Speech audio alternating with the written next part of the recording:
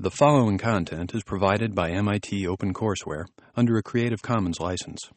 Additional information about our license and MIT OpenCourseWare in general is available at ocw.mit.edu. I have what I think of as a couple of fascinating questions that I will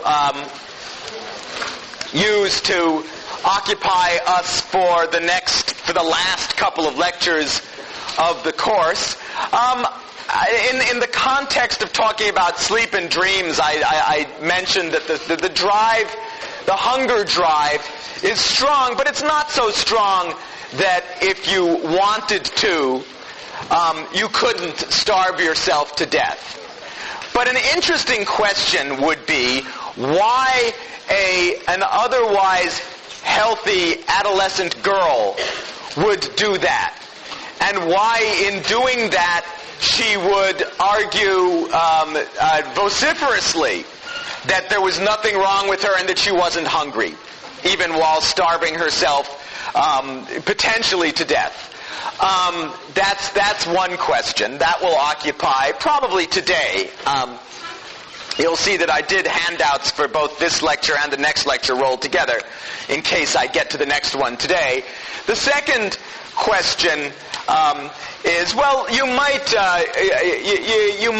have found the evolutionary psych argument about asymmetries between the sexes in terms of what they want in relationships to be reasonably compelling. That argument about guys wanting to everybody wanting to propagate their genes, but because women get pregnant and are thus tied up with the baby for an extended period of time, that you end up with an asymmetry that would cause males to want more sex more often with more partners than women. You might have found that appealing, at least as an intellectual construct. But how would we explain, how might it explain why at least some males end up engaging in coercive sexual behavior that does not appear to be consensual between the partners? And that's what's going to occupy us for the last lecture of the course. Now, these are very different problems. The problem of eating disorders on the one hand and coercive sexual behavior, or more colloquially date rape on the other side. But they do have some interesting parallels one with the other. These are outlined a bit in the abstract part of the handout. They're both problems that are gender specific. The overwhelming number of eating disorder patients are female, and the overwhelming number of people who get into trouble brought up on charges in coercive sexual behavior cases, for instance, are male. So they're gender specific. That's of some interest. They both serve a useful function at the end of the course, because they're both useful for bringing back theme after theme that we've seen throughout the course. Themes like the revisiting, is it nature, is it nurture? Is it biology, or is it sociology? And the answer always turns out to be, or often turns out to be, that these are complicated interactions, and the problems of eating disorders and coercive sex turn out to be particularly rich interactions between a number of factors. And by the same token, neither of them is well dealt with in any simple-minded, give them a pill, for instance, kind of way. And they're both what could be described as being successful disasters. I'll elaborate on that later, but both of them are, in a perverse sense, successful behaviors, and in a more obvious sense, disasters, unsuccessful. So let me Let me start by sketching a portrait of what would be a typical patient with a diagnosis of anorexia nervosa. The term simply means, anorexia means a lack of appetite. Nervosa is just what you stick on when it's of nervous origins. You could have called it psychogenic or something like that. It just means a loss of appetite that you're not going to explain by some organic cause. A typical patient would be an adolescent girl, say 14, 15, 16, who gets brought typically by her family to the doctor, very skinny. Part of the characteristics you can see on the clinical criteria for the diagnosis, part of the characteristic is a refusal to maintain what's considered a normal body weight. So maybe, for her height and age, she should weigh about 100 pounds. She might come in weighing 75 pounds, looking to all the world like she is emaciated. Looking to all the world but one like she's emaciated. One of the characteristics is I think it's on the handout, is distortion of body image. A denial that you're actually skinny. And it's not just some sort of a cranky, what did you get in biology this term? Now, did you flunk biology this term? No, I didn't flunk biology this term. When you can see on the report card that it says F or something like that. It's not that kind of denial. It's almost like a perceptual disorder where a young girl who looks to everybody else like she is a famine victim looks at herself in the mirror and says, I look fat. She, as though she was seeing something that literally wasn't there. This is combined with an intense fear of being fat, of being overweight. And one of the official diagnostic criterion is a cessation of menstrual cycles for more than 3 months. There was an interesting article. Bo, you sent it around, right? Did you send around the New York Times thing about EDNOS? An interesting article in the New York Times Science section last week pointing out one of the problems in psychiatric diagnosis. Suppose you got a patient, 15 years old, skinny as a rail, intense fear of being fat, says she looks fat, and her monthly cycles are irregular, but they've never disappeared for a full 3 months. Under the official rules of the game, you can't give her a diagnosis of anorexia because she doesn't meet all the diagnostic criteria. Clearly has an eating disorder. What you end up labeling her as is eating disorder not otherwise specified. EDNOS is the official category for this. It's an issue. It becomes an issue in the economics of healthcare. Because what you can get reimbursed for, what you can treat for, are real diseases. You can't, reasonably enough, you can't go to your doctor and say, I want a pile of drugs and therapy that I want somebody else to pay for because I hate my calculus TA pathologically. Right? Yeah, okay. You can't just decide that, you can just decide that you're ill in some fashion. Or you can't just walk in and say, I want you to treat me, I desperately need you to change the shape of my nose, and I'm not thrilled with my rear end, and I kind of want you to reshape my whole body because my body, it's just not right. You have to get a diagnosis of, body dysmorphic disorder or something like that before you can persuade the third-party payers to do it. Anyway, in psychiatric land, this is a big problem because it's very difficult to come up with, there's no blood test, right? If you've got polio, there's a polio virus somewhere to look for. If you've got an eating disorder, there's not.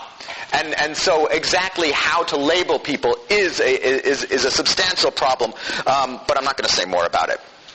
In any case, you've got here's a patient. Is an interesting this disorder is interesting as an interplay of mind and body in many ways.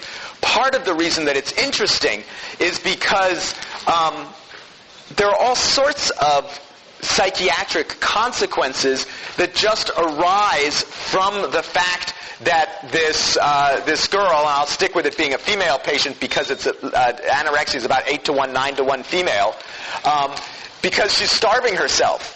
For instance, starving yourself is depressing. If you are really hungry, you also tend to have more symptoms of clinical depression. Is depression part of the eating disorder pattern? Which is it part of the pathology, or is it a side effect of the pathology?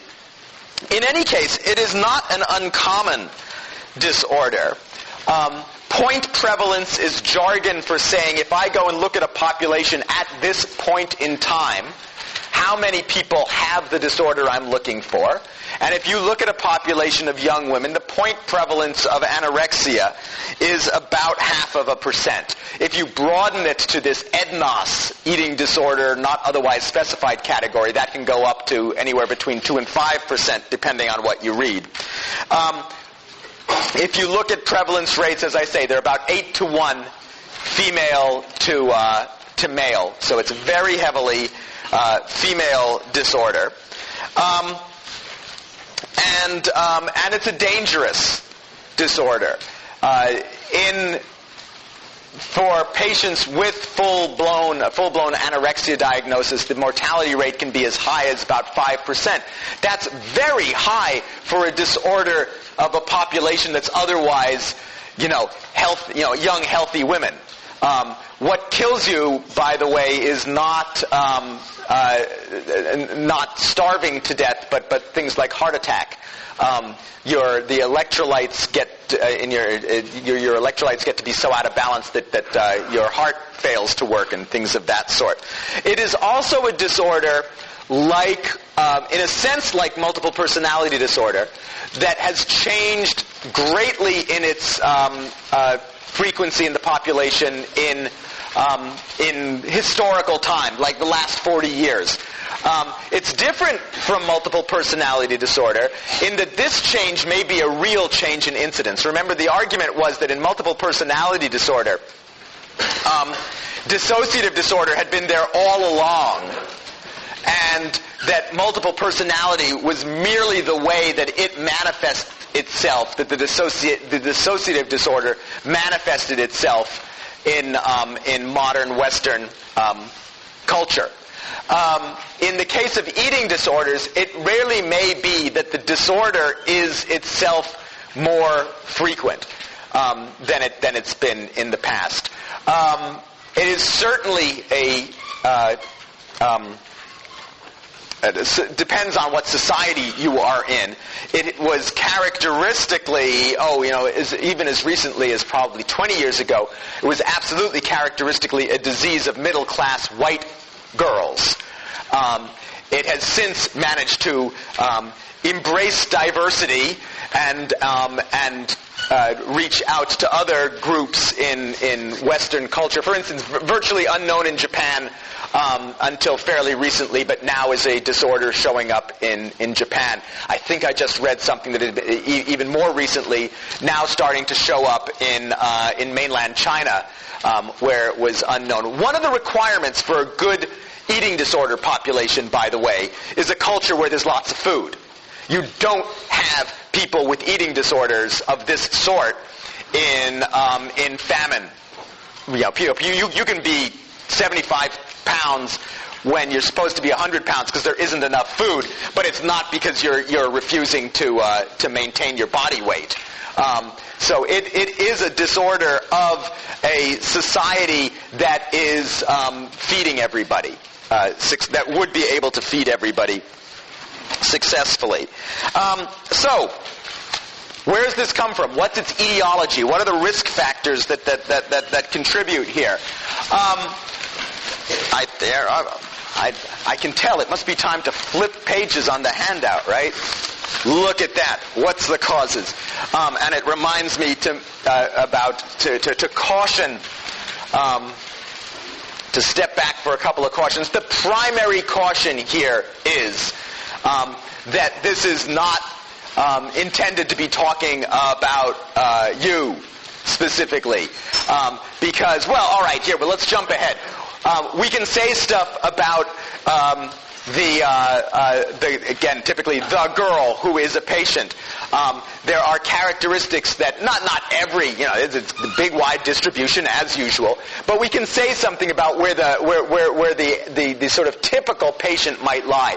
Typically, she is adolescent, shortly, sometime after the onset of puberty is the sort of risk period for the onset of anorexia. Typically, described as a good girl, something of a perfectionist, the one who never gave any trouble. And now you should be immediately able to see why I put this caution in that I'm not talking about you. Who in the world gets to MIT by being a bad, evil, non-perfectionist? Well, there's a couple of you here maybe who, just got through because you're brilliant, bad, evil, non-perfectionists or something like that.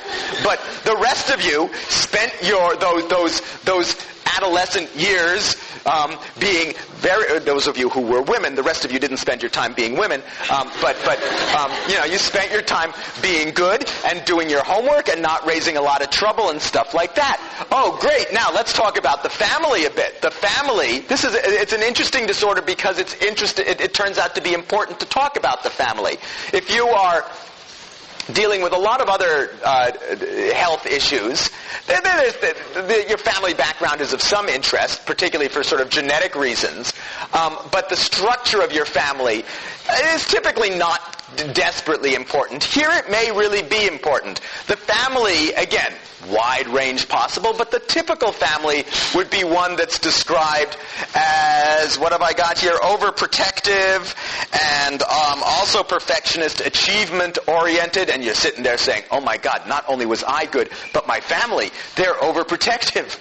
And they're achievement-oriented. And when I said that, what I really wanted to do was go to the community college, they locked me in my room for 3 days until I finished the MIT application and stuff. This is our history. These are our people. We know them. The other characteristic, to introduce a little piece of jargon here, the families are described as enmeshed. This is a piece of jargon that I understand well because I come from a family that is beautifully described, beautifully fits the enmeshed idea. I don't understand how my sisters got through their youth without an eating disorder, because every year when I talk about this, if I talk about the risk factors, it just sounds like my family. Our nice achievement-oriented, enmeshed family. Enmeshed means a family where people, imagine a family like yours maybe, where people finish each other's sentences and stuff like that. They're sort of all over each other. Psychologically, they know, you know what they want, they know what you want, and everybody, look, the place to see it in the Wolfe family, as my wife, who of course married into this, found out, is go out to dinner with them. You don't want to do this because it's pathological. First you got to decide where to go for dinner, right? So everybody gets together, you decide where to go to dinner. You've almost got a consensus. You're going to go to, like, Legal Seafood or something. At which point one of us, it might well be me, points out, my mother doesn't really like fish. Is my mother fussing about this? No, my mother's perfectly happy to go along with what everybody else wants. But, I'll say, but Mom doesn't like fish. Well, actually, these days I would say, but Gaga doesn't like fish. My eldest child, when he was a toddler, named my mother Gaga, and that's been her name ever since, which is, she deals with it. Anyway, all right, we got to cancel that one. So now the whole conversation starts again. And you can do this for hours. Right? Julie, my spouse, learned that the best thing to do, particularly if we're like out somewhere, you're wandering around, trying to decide where to go to a restaurant, is just drop about 5-6 paces back. You just don't want to be in this conversation.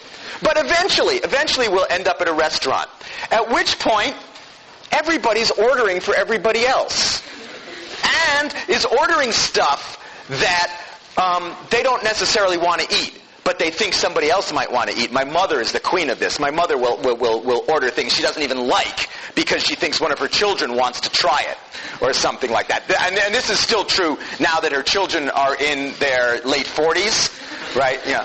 It's okay, Ma. I'm not starving anymore. Anyway, that's enmeshed, and that these families are also characteristically intolerant of expressions of conflict and anger. It's not that there aren't conflicts in these settings, but the family will act as a unit to smooth them out. This is not a dramatic family where people throw crockery at each other, and then in Act 5 they all hug or something like that. This is a family where if there's an issue, it's dealt with in some quiet, perhaps even subterranean kind of a way. So that's sort of the patient and the family, and then you've got to ask, we're given a disorder that has been a disorder of Western middle class culture. You've got to ask what it is about the culture that might be contributory here. Again, that's there are other situations in which the broader environment is important, like is it putting stress on you in some sort of global kind of a way. But here the specific demands of the culture turn out to be of particular interest, and the particular demand that people focus on is the degree to which American culture, or more broadly Western culture, is simultaneously obsessed with both food and thinness. This is a difficult combination, right? So, how do we know that this is a culture obsessed with thinness?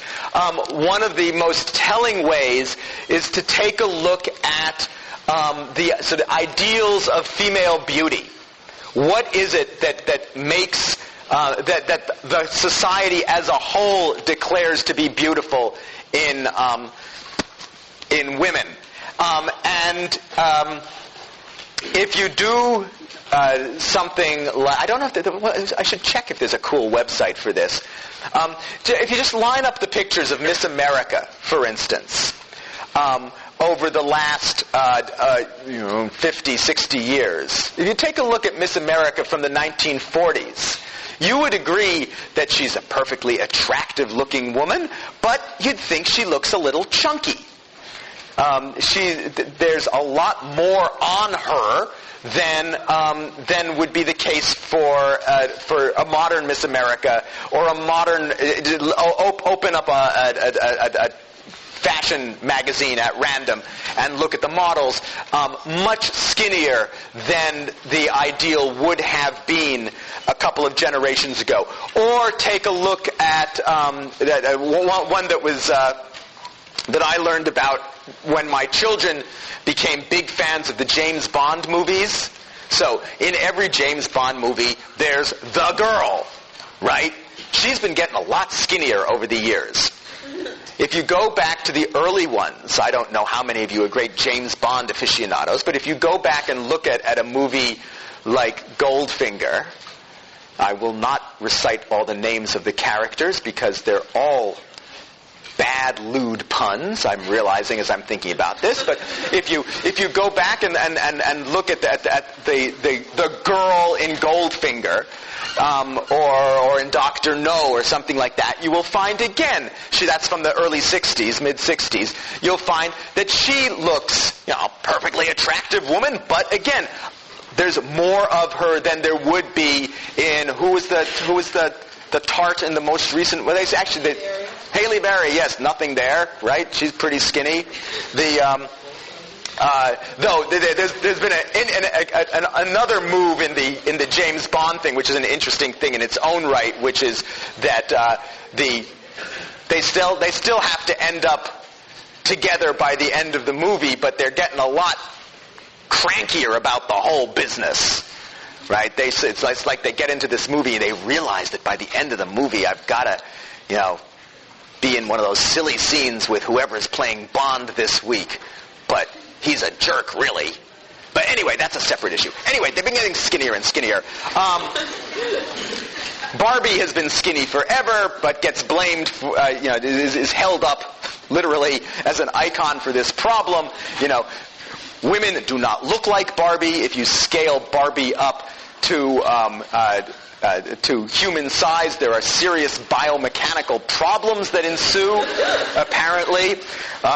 Somebody wrote there's a great engineering piece on that somewhere that I saw once upon a time. There are cantilevering problems and all sorts of very bad problems with Barbie if you scale her up. But the notion is that the ideal of what is beautiful has been getting skinnier and skinnier. At the same time, there has been this surge in both the availability and the diversity of food available. So you're expected to be skinny while plunked down at the spectacular all-you-can-eat buffet.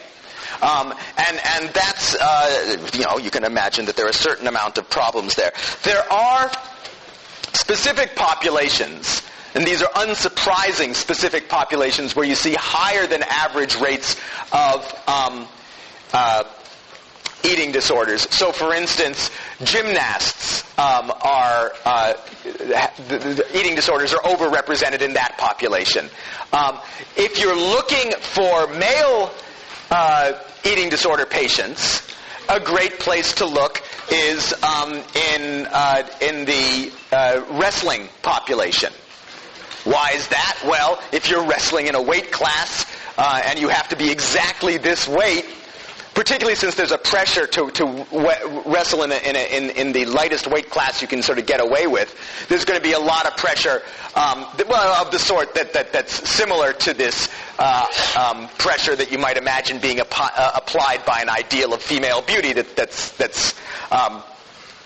very skinny.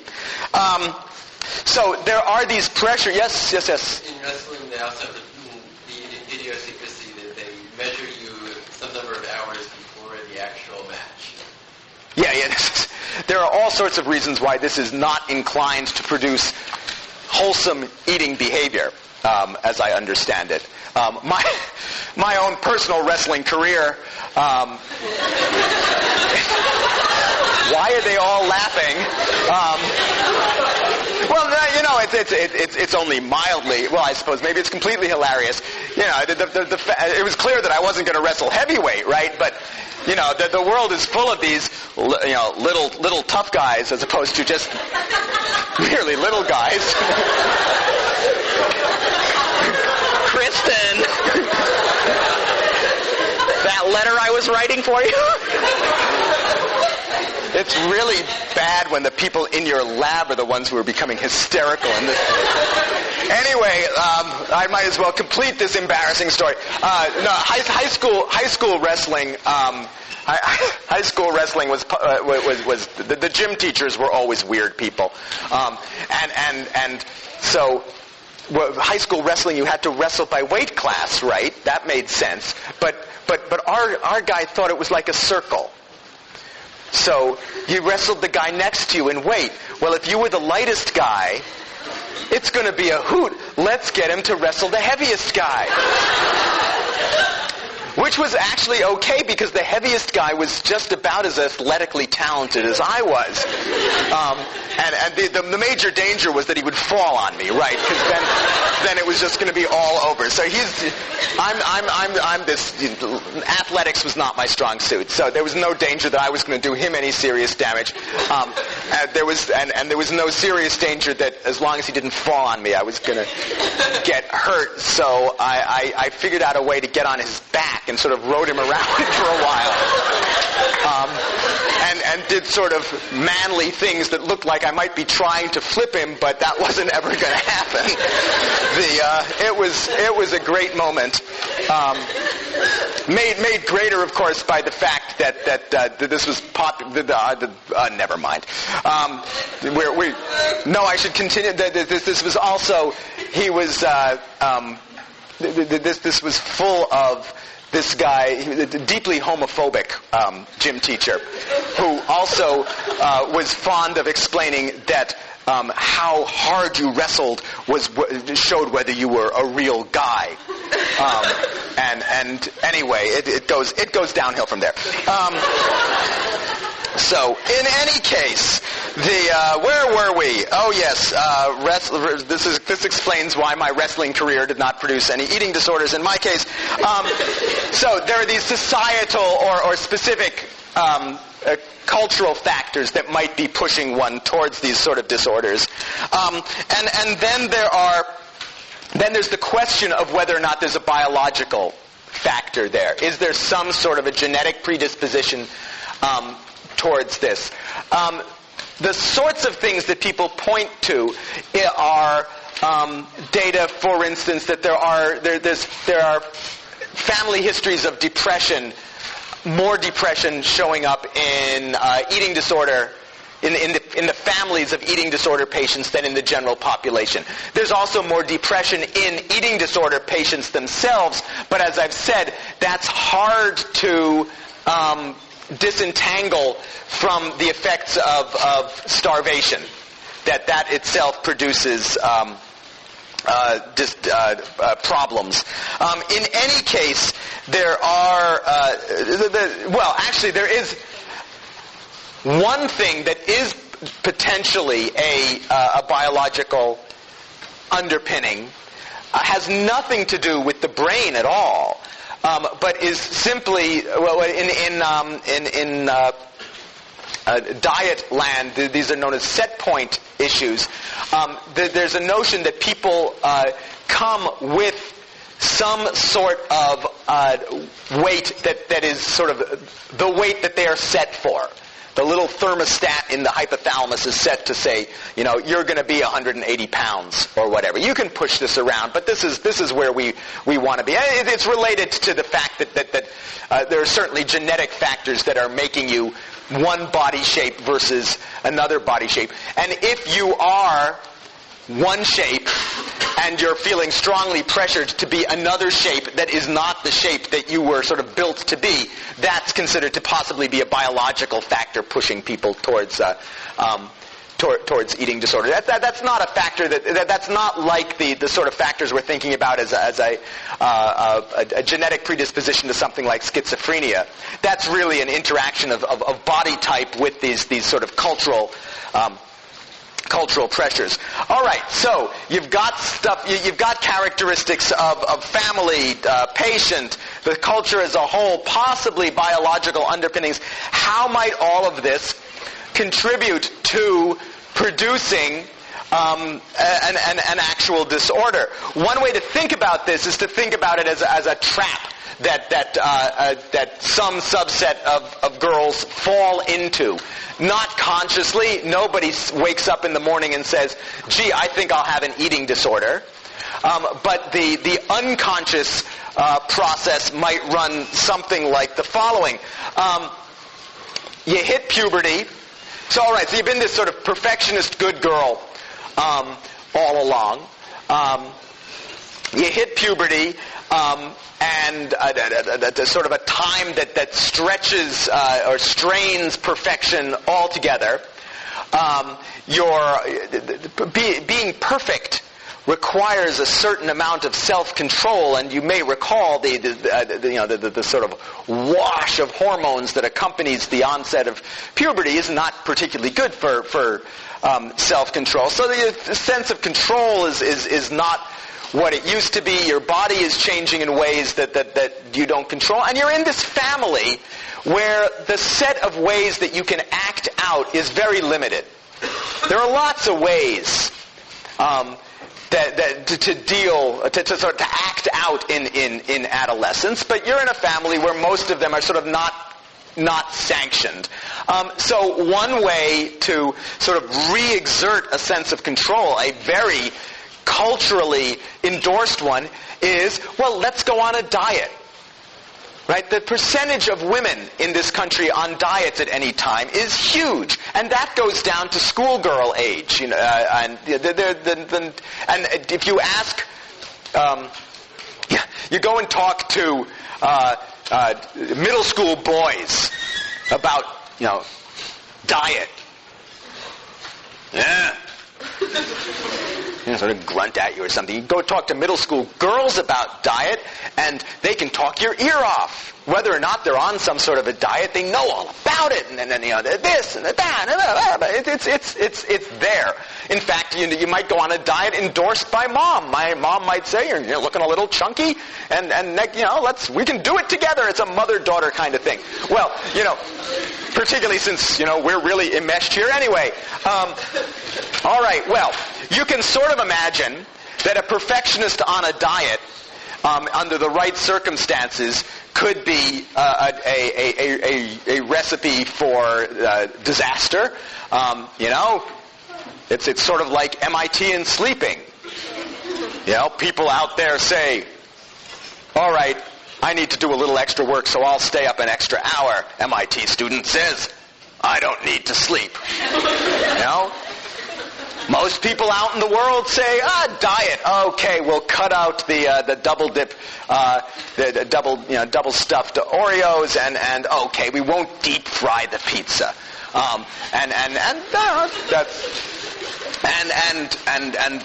This hypothetical perfectionist says, water, lettuce and water. That'll work. Right? So anyway, you can imagine that the diet could be, and what happens when this is spiraling downwards, is that this diet can become increasingly severe. And at some point it becomes a real issue. It becomes a source of conflict in the family because it becomes clearly unhealthy. It's clear to anybody except for the patient that this is unhealthy. But at that point, if you regard this as some sort of an assertion of autonomy, this is the last place where this girl has managed to find a place where she can carve out some place where she's in control. Now the family is saying, you can't do that either. And she draws the line. This is where I'm going to make my stand. It can become a clearly pathological state. People in full blast anorexia deny that they are hungry in spite of being strongly malnourished. The rituals around eating, the rituals that get built up around eating, can be extremely elaborate and extremely time-consuming, along with, for instance, very vigorous exercise regimens it takes over your life. Plus, being starved not only makes you tends to make you depressed, but it also can make you delusional in a variety of ways. So it's clearly not a good place to be. So that's the sense in which it's a disaster. It's also, in a sense, the sense in which it's a success. This notion of it being a successful disaster, the sense in which it's a success is, if you regard this as an issue about control, in some sense, the patient, the daughter, has managed to take control over the family. That wasn't her goal, but there's nothing like a life-threatening condition to galvanize the attention of a family. And here, in this clearly pathological way, the daughter has become the center of the family's attention. this quiet, never caused any trouble, bury the problems elsewhere daughter has now successfully taken over the family. The problem with that success is it's clearly desperately maladaptive and potentially dangerous. Well, what do?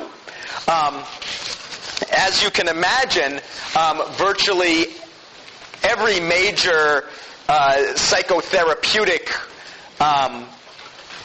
regimen has been tried in some fashion. The punchline, the bottom line, is that my understanding of best practice is that nothing by itself works terribly well, and that what you do is some of everything. Now, what is everything? Well, one bit of everything is you've got to get the patient to eat. Often, by the time you've got an eating disorder patient who has reached the point of being in medical care, this is a potentially life-threatening situation, and the patients often get hospitalized. Under hospital settings, one of the things that works really well, and one of the things that was once upon a time touted as a magic, silver bullet cure, comes straight out of Skinner boxes and behaviorist theory, learning theory, and that is to set up the ward, well, basically as a giant Skinner box. Okay, there's stuff you want, right? You want to be able to call your friends? Good. Here's what you got to eat. You want to be able to watch TV? Good. Here's the weight standard you have to reach. And so you set up a clearly defined set of rewards in response for eating behaviors, and it works very nicely in many cases. You can get people back up to weights that are appropriate for, age and height. Works just fine. Why isn't it a magic bullet? Well, what happens when you go out of the hospital? You go out of the hospital, you're back in the environment that produced the disorder, in some sense, and it tends to fall apart. The problem was that relapse rates were very great. So one of the things you're going to want to do is not just treat people aren't pigeons. You don't want to treat them just as pigeons. You can train your pigeon to do whatever with a nice schedule of reinforcement, and probably that doesn't work too well when you release the pigeon into the wild either. With a human, it's nice to talk to them. So psychotherapeutic approaches have been, various forms of talk therapy have been tried. Freudian therapy centered around the idea that what the core issue here was a fear of growing up. In the sort of typical Freudian tendency to sexualize everything under the sun, this gets described as a fear of pregnancy. If you manage to suppress menstrual cycles and things like that, you're not going to become pregnant. And by starving yourself, your body will be more like that of a little girl. It's a little like the sort of metaphoric senses of Snow White's evil stepmother trying to keep Snow White as a little girl. But anyway, the Freudian notion was that there's a certain terror about getting older, growing up, that the patients are dealing with. Just talking to them about it didn't turn out to be a huge success, in part because patients who are that undernourished are a little like schizophrenic patients. They're not good candidates for psychoanalysis or for much other in the way of talking therapy. Delusional people are not great at insight. So combining some sort of conversation, some sort of therapeutic conversation with something like the behavioral modification technique, that helps. There is evidence that pharmacology helps. There is an obsessive quality to the thought processes of anorexic patients.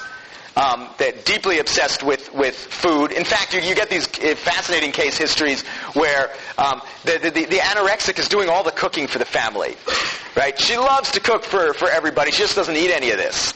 Absolutely obsessed with food, swearing they're not hungry, and engaging in elaborate rituals around eating. That's an obsessive kind of behavior that is that turns out to be broken up by Prozac and similar drugs quite well. So one thing to do is to feed them an antidepressant like Prozac, in part because they may be depressed, and in part because it acts against the obsessive thoughts. Just feeding them an antidepressant by itself has no great track record.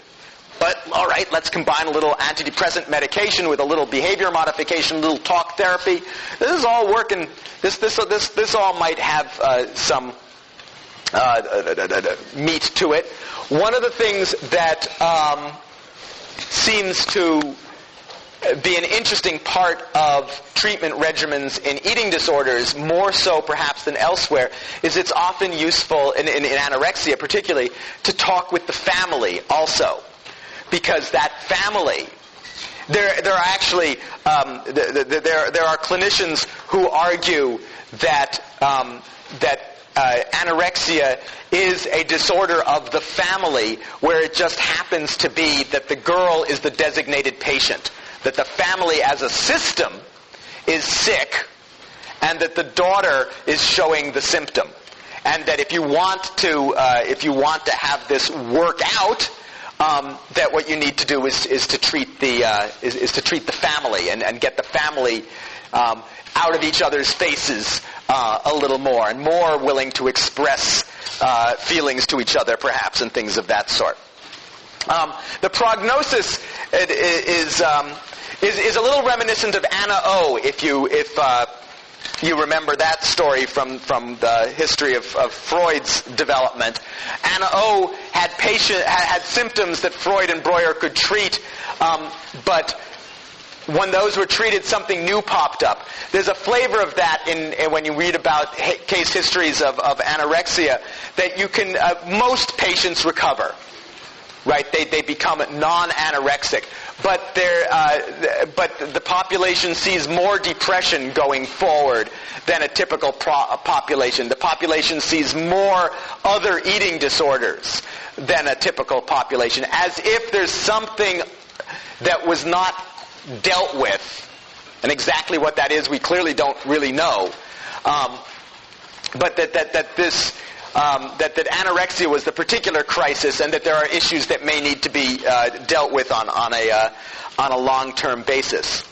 Now, one of the disorders that you can sort of progress to, if you like, not infrequently, or you can manage to generate it all by itself, is bulimia, or more technically, bulimia nervosa. Though anorexia nervosa gets called anorexia nervosa, bulimia often just gets called bulimia. Oh, did we just switch? Oh, look at that. It's so much fun to watch everybody go. Glad to know you're following along. So bulimia is one of the reasons it's a follow-on disorder. Well, I don't know if it's a reason. It's not surprising it's a follow-on disorder. It's characteristic of an older population. Typical onset in college age or 20s. And a different kind of sort of a different story. So one important characteristic is these are patients typically who are outside of the family situation. They're not embedded in their family. They've gone off to college, or they've gone off to work, or something of that sort. A bit insecure. Let's go back to this "we're not necessarily talking about you" thing. A bit insecure. Right. Who isn't? The ones who aren't a little bit insecure are the people, near and dear to us, who are insufferable. But so a little bit insecure, maybe a bit more insecure than usual. A bit impulsive. What's impulsive? When you get the family history, the patient's history, you get anecdotes about dumb impulsive things. Oh, I shop. On a whim, I shoplifted once. It's not like I'm a chronic shoplifter, but you get sort of dumb single incident kind of things in these reports, and not self-esteem not great, and wants to fit in, which of course qualifies for most of us also, at least the wants to fit in part. So the dilemma faced by this woman now living independently is that the fitting in piece involves socializing, and the socializing involves a lot of eating and drinking.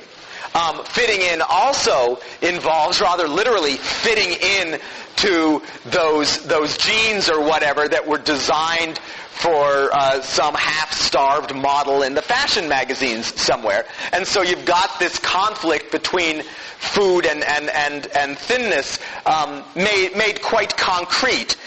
And these are patients who, in a sense, stumble on a trick.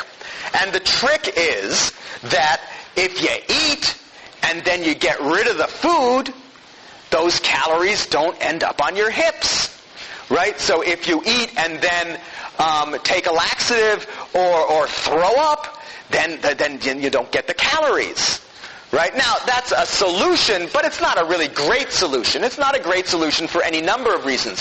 One of them is that, interestingly, it feels shameful. Now, that's interesting because you could go on to a whole thing about why. I suppose no is probably too strong.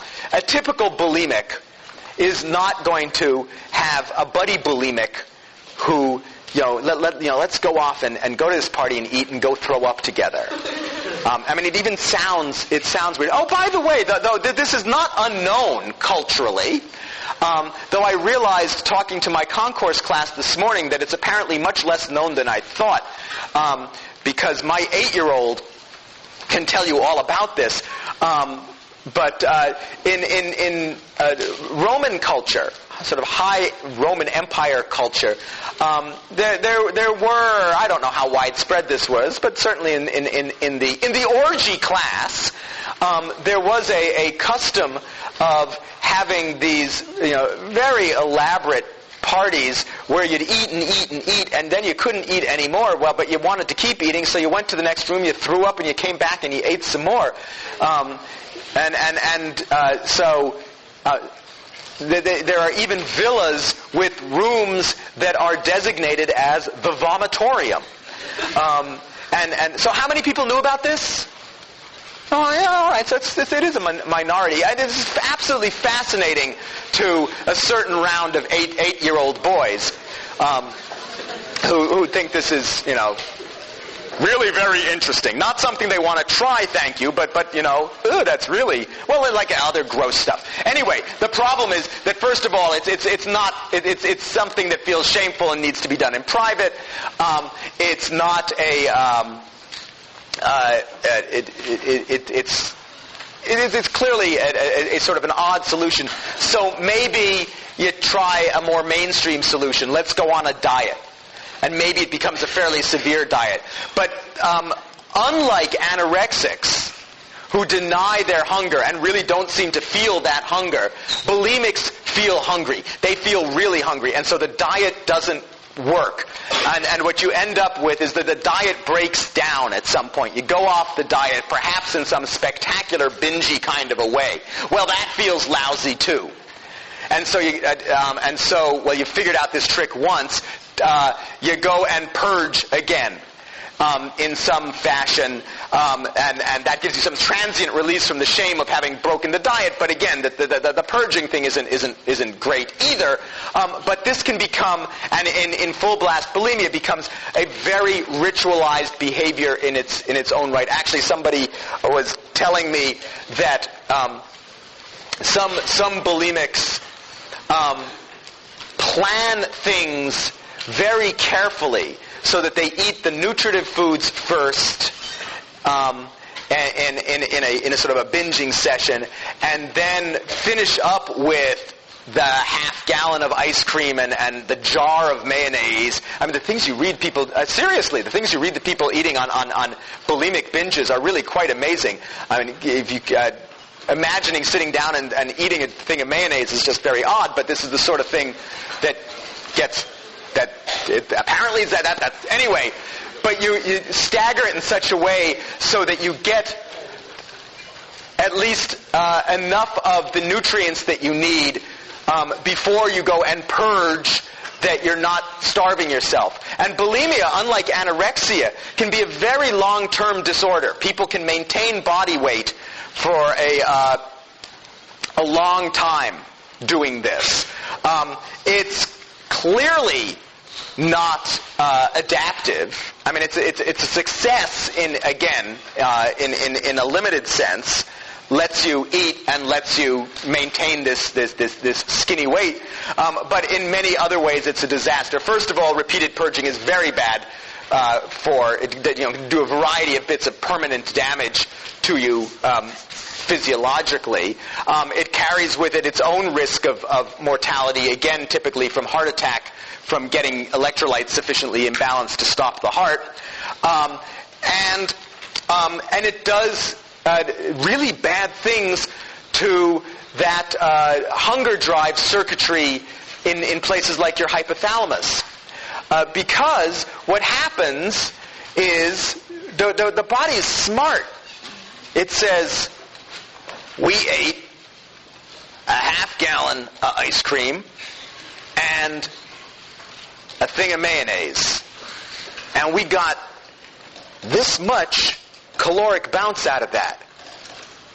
That's odd. I don't know what the problem here is, but I know how to adapt to that. Right? If it is the case that huge amounts of food are not providing me with the calories I need, me up in the hypothalamus here, well, the answer is something's wrong in the gut, but the answer is I better eat more. I gotta make this sucker hungrier. Ramp up the hunger. Bulimia, the word comes from to have an appetite like an ox, like a bull. Because what happens is that the body learns that food isn't doing it for you anymore, and you just keep eating it. It's a vicious cycle. You got to eat more and more. Well, this other, it's two chunks of your brain fighting, right? This hardwired chunk of hunger drive is saying, need this many calories. If it takes, this many truckloads of food to get it, well, go out and eat that truckload. And you got this other chunk of the brain saying, we're getting in those genes, man. So go and throw up again. And these two are fighting with each other in a way that's clearly at this point maladaptive. Now, we have this, the regular population away from the eating disorder population runs into the same problem, by the way, with diet foods. Right? Diet foods don't give you the caloric punch of regular foods. That's the whole idea. Right? So these little chunks of the brain say, hey, eat twice as many. Right? See the label? It says half as much fat. Brain says eat twice as many. This is not this. And the other thing it says is, what do you like? Well, you're built to like. Brain says, we like double-stuffed Oreos. There's probably double-stuffed Cheerios now, too. Anyway, we like double-stuffed Oreos because they've got lots of calories, and this little piece of my brain is still foraging around on the savannah, and when I found double-stuffed Oreos on the savannah, man, I could live for a week off of one of those suckers. It's great stuff. Now, you're eating the low-fat, reduced-everything version of this, and the brain is saying, this is lousy stuff, man. You're eating bark and twigs here. So, it doesn't taste good to me no more. Even though it tasted perfectly. This is one of the reasons why diet foods cycle through the supermarket much more rapidly than high-fat foods.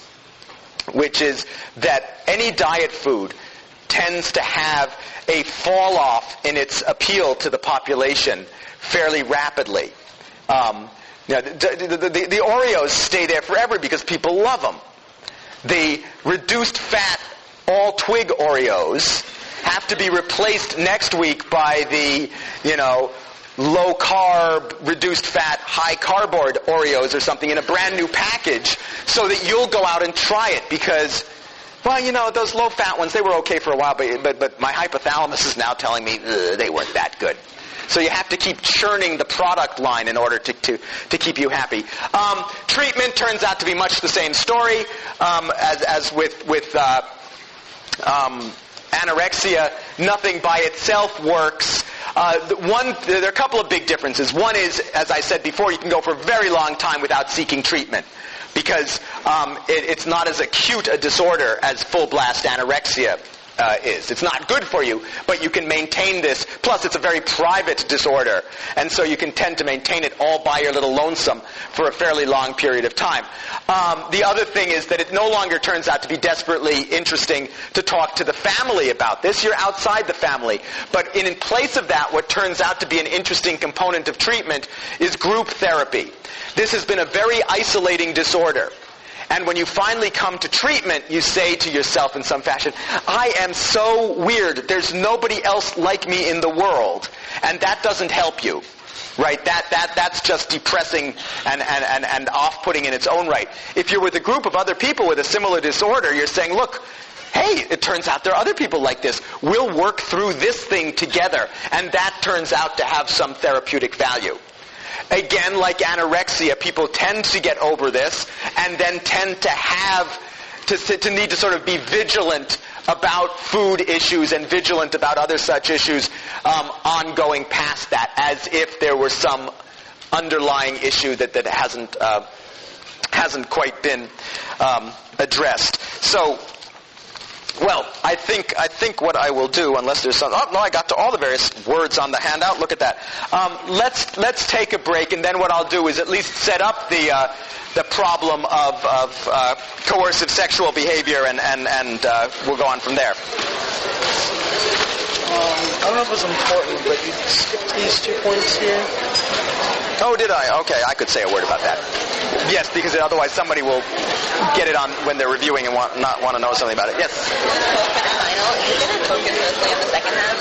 Roughly 2/3 second half, 1/3 first half.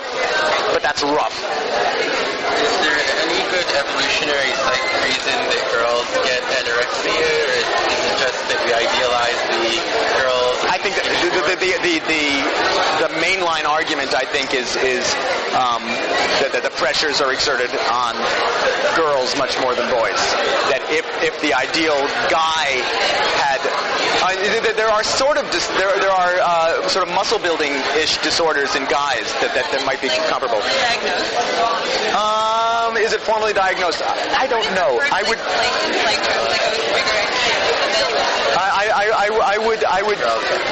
be amazed if it wasn't, because everything is formally diagnosed somewhere.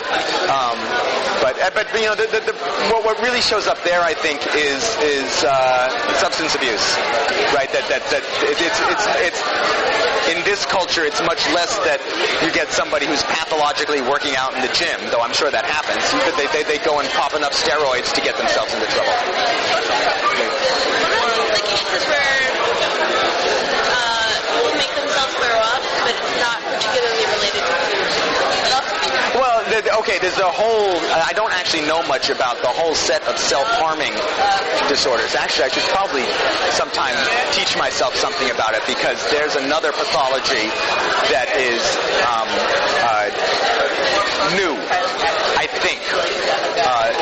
Or if it's not new, it was deeply hidden before. The notion of people cutting themselves and things like that. So it may be that there's a... I don't know anything about it, but there may well be a make yourself throw up in the self-harming kind of category. But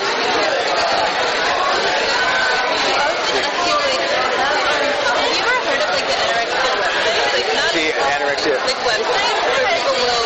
Oh, yes. I read an article about it at one point where people are busy encouraging each other in their eating disorders. Not wholesome, I wouldn't say, but... Did they change the course of treatment at all, or like the way anorexia is dealt with? I don't know, and I don't know if it's widespread enough to be... I mean, I've just seen a couple of, I think sort of popular press things about it. I just don't know how widespread that is.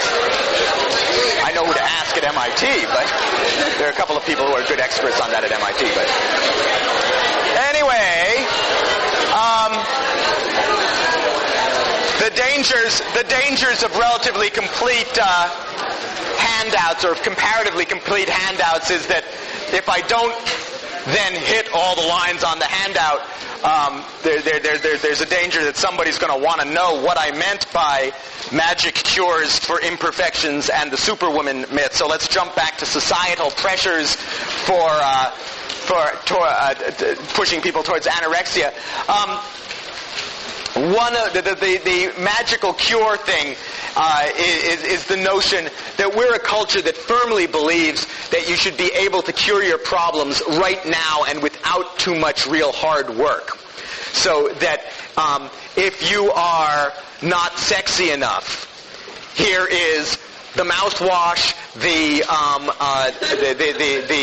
clothes, and the 6 amazing acts that you can perform in the privacy of your own room that will do it all for you. And you can read these at the supermarket checkout, right? One of my favorite, you get stuck at the supermarket checkout. I love bouncing down the headlines of the what are described as the women's magazines, Cosmo being the best of these, because Cosmo is always willing to make you completely sexy by next month. And amazingly, they need to do it all again the next month. But, this move will drive your man wild once a month on the... anyway, it's great stuff. At least I suppose it's great stuff. I don't get to read the journal much. It's not one of the technical journals in my field. But all right, so there's the magic cure piece, and then there's the superwoman myth, which many of the superwomen here may relate to, is I can't remember who coined the term, but the idea it's the idea of the woman, or the guy for that matter, who can do it all, right? She's got the high-powered career based on her great MIT degree, and she also is the mother of 15, and making it to all the school plays, and making the food, and of course knitting the clothes by hand, and stuff like that.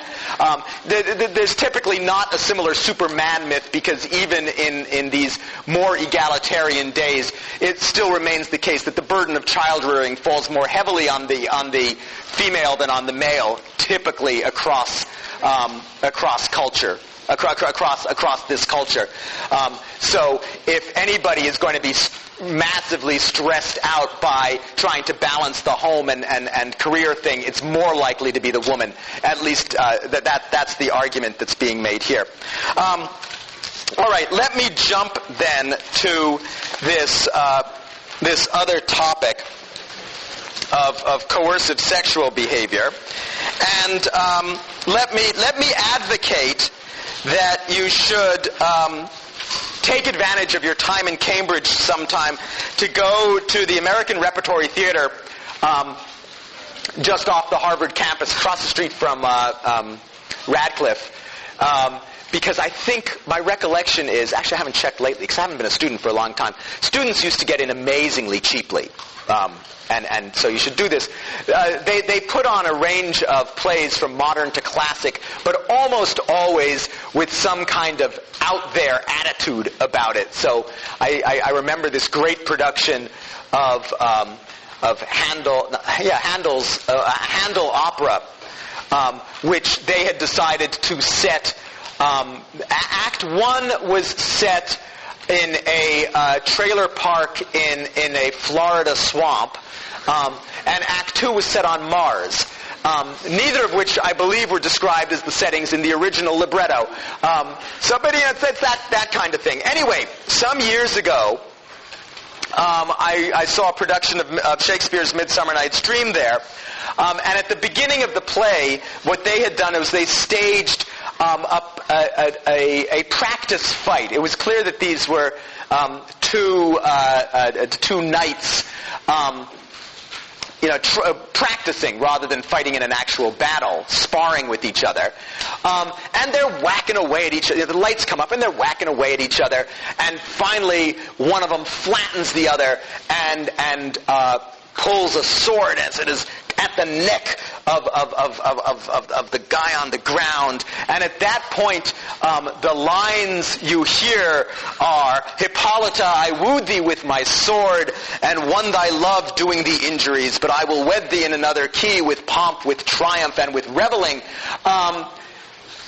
What the ART had done was, at the moment that the fight was over, the guy on the floor is reciting those lines. And the other person takes off her helmet, and of course, to make it dramatic, her big hair fluffs out all over the place. The beginning of Midsummer Night's Dream is the setup. The setup is that there's going to be a wedding between Theseus, Duke of Athens, and Hippolyta, the queen of the Amazons, who he has conquered and is now going to marry. But the notion of, I wooed thee with my sword and won thy love doing thee injuries, does not sit well in at least not in a Cambridge academic kind of setting.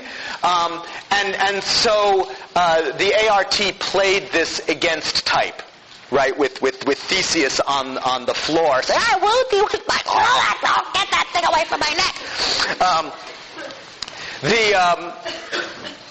But it's an interesting, curious thought that you might woo somebody with your sword and win their love doing them injuries. I suspect there aren't very many women present who might who would subscribe to the notion that that would be a marvelous form of courtship, and maybe not even an awful lot of guys, but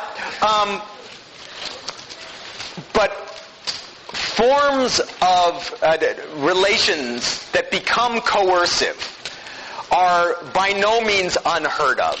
And the place we typically end up hearing about them is when they end up in court. How do they end up in court? Well, let me tell you a court case. This happened about 10 years ago now. This is a court case where a woman is suing a collection of... she's suing them, or no? I think this was actually a rape case in criminal court. They're charged with rape, and she's the plaintiff. What happened? Well, considerable disagreement about what happened when you end up in court. But what basically seems to have happened is that the woman and one of the guys met at, I think it was rifle practice, some sort of athletic practice. He invited her back to his residence. Alcohol followed, and she ended up having some variety of sexual relations with like 6 different guys, and subsequently charged them with rape.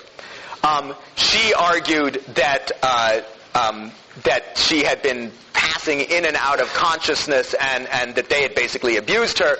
They argued that this was consensual. I think what happened in this particular case, by the way, is that there was no conviction for rape, but several of the guys ended up being expelled from school. There are lots of things one could talk about here. I'm not in the business for a psych course of giving a sort of an RO week lecture about good behavior or something like that. But the interesting issue, well, there are lots of interesting psych issues.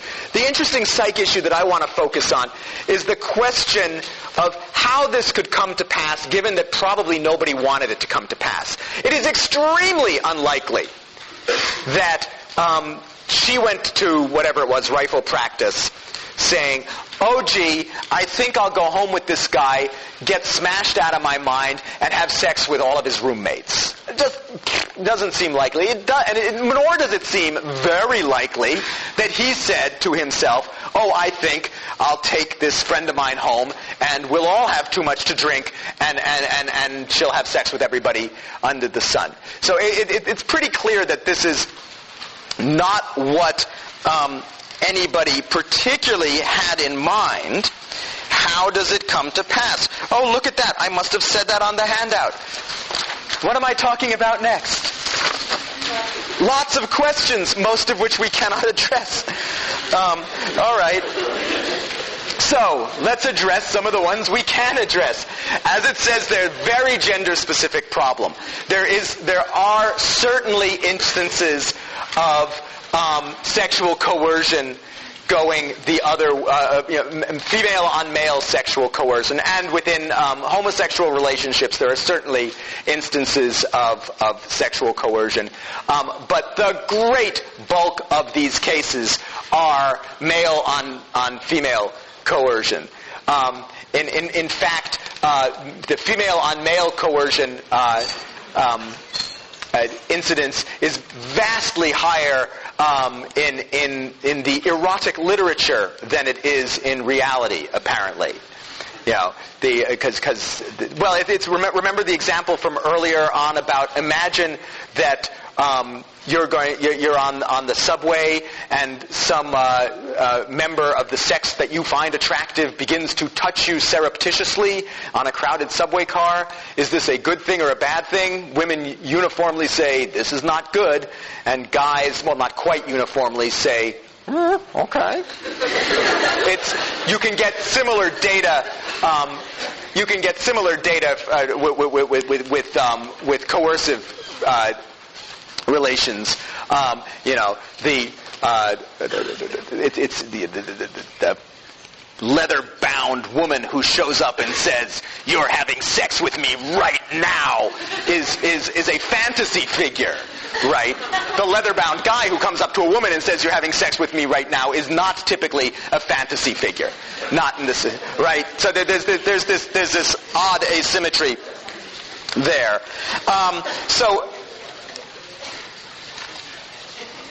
there are lots of ways to understand how this could come to pass. One of the reasons, as I said earlier, for making this an end of the term kind of topic is it does sort of neatly recapitulate an awful lot of the themes about causality that have shown up in the course of the term. And then what I'll probably very clearly do next time is weave a story that combines many different threads into one. Let me just say a word about incidence today, and then we'll go on to etiology when we pick up next time. How common is this as a problem? Well, you've got a real problem here, which I have mentioned before, which is the data on sexual behavior are lousy. Because people don't, well, first of all, we don't collect that much of it, and second of all, people lie. Recall that if you ask males, how many sexual partners have you had, and you ask females, how many sexual partners have you had, you discover that there's a third sex out there somewhere.